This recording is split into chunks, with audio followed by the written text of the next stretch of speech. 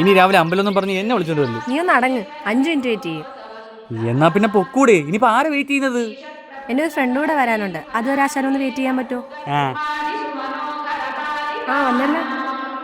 രാജരാജ ചോഴനിൻ രാജശില്പമോ, ദേവരാജ ശില്പികൾ മെനഞ്ഞ ചിത്രമോ, ഇരുൾമൂടി നിറഞ്ഞിടും പൂത്തെന്നൽ, പവിഴപ്പൻ തിളങ്ങിടും നിൻ കണ്ണുകൾ, ചില ചില കിലുങ്ങിടും നിൻ കാൽകൾ, എൻ രാജശില്പമേ.